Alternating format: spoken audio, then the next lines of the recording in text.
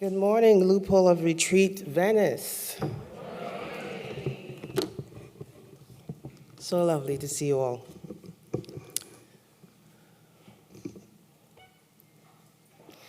I'd just like to thank Vanessa and Deborah for setting the path so brilliantly.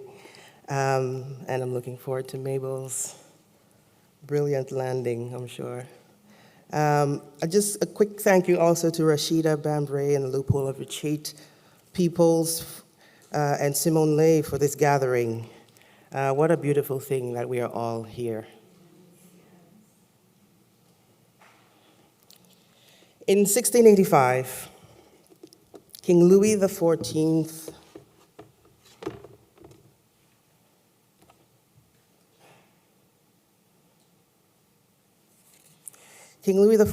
decreed Les Codes Noirs, the Black Codes, 59 articles designed to set the conditions by which enslaved Africans should exist in the French Empire.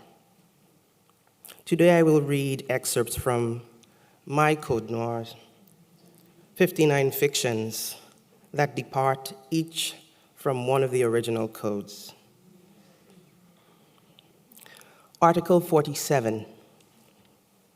Husband, wife, and prepubescent children, if they are all under the same master, may not be taken and sold separately. We declare the seizing and sales that shall be done as such to be void.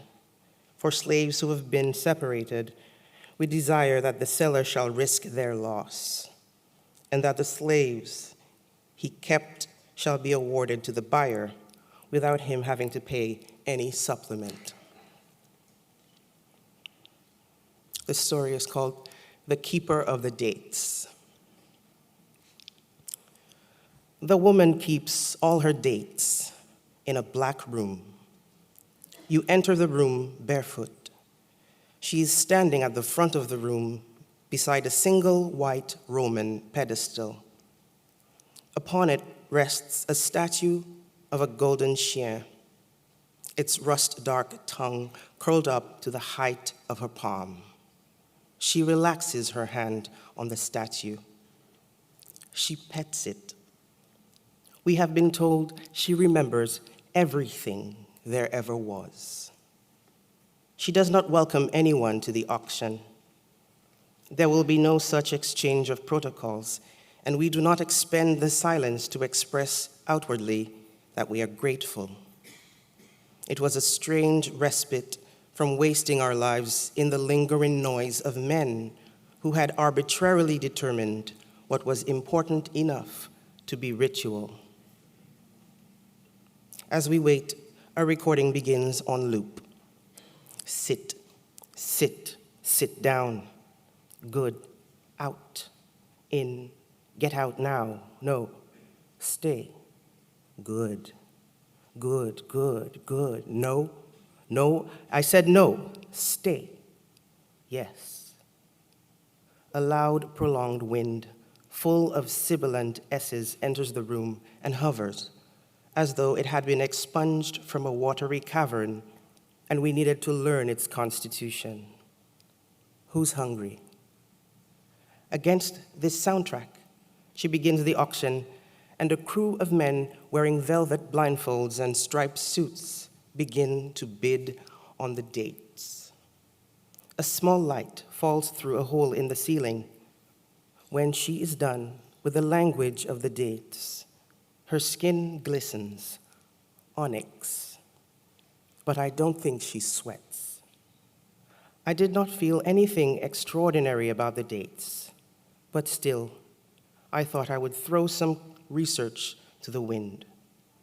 I memorized the dates as best I could, and then we left with the feeling that we were traveling toward a wind that would scatter our lives beyond any manageable scope, that we were not allowed to enter the room with anything, not even the clothes we wore, seemed enough for my already dead heart, here only to witness, to bear. 233 years from the day of the auction, in a place called Code Noir, Risking the Dark, you will find the date's mutations and an arrow illuminating a path through the dark.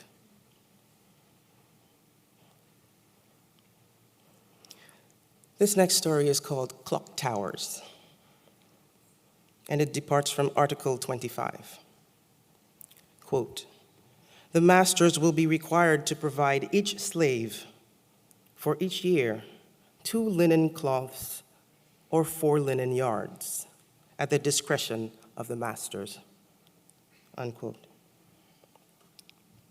Clock towers. The wheel is inside it, and I push the wheel.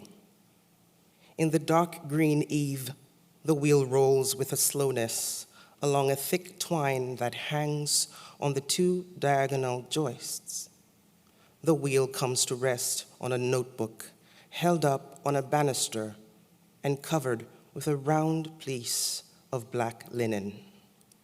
The notebook is said to have belonged to the invisible girl who lived in the attic before my great-grandparents, who were put there by a previous owner of this big farmhouse, the illegitimate son of an invisible man.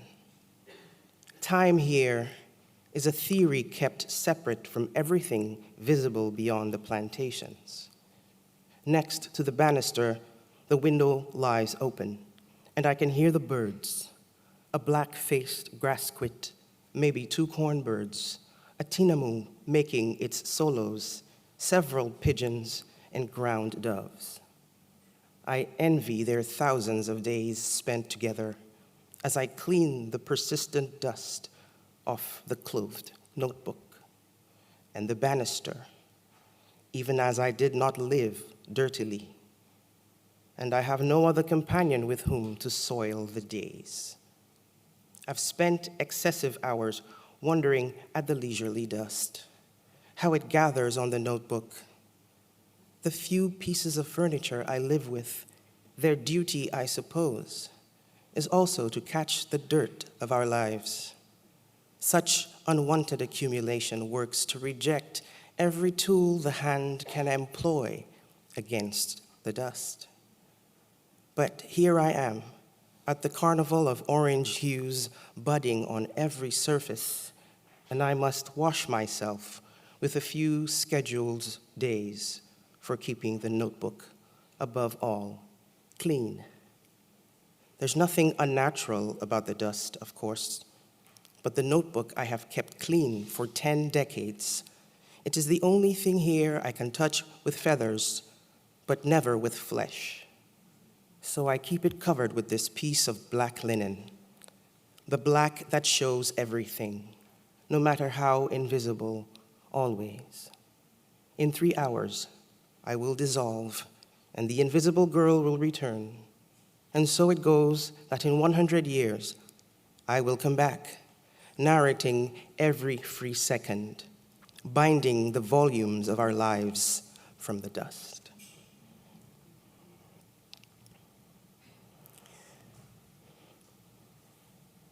Article 2, quote, all the slaves who will be in our islands will be baptized and educated in the Catholic, Apostolic, and Roman religion. We enjoin the inhabitants who by newly arrived Negroes to warn the governors and stewards of the said islands with a week at the latest, on pain of an arbitrary fine, who will give the necessary orders to have them educated and baptized in due time, unquote. This one is called Earth in the Time of Aimé Césaire. On the day we came back from the end of the world, we found a note under your bed. One must begin somewhere. And the final one I will read is called The Project, and it departs from Article 40. The slave who has been punished with death based on denunciation by his master, or who is not a party to the crime for which he was condemned, shall be assessed prior to his execution by 2 of the principal citizens of the island named by a judge. The assessment price shall be paid by the master, and in order to satisfy this requirement, the intendant shall impose said sum on the head of each Negro. The amount levied in the estimation shall be paid for each of the said Negroes and levied by the taxed farmer of the royal western lands to avoid costs. The project. First, the architect poured some rum.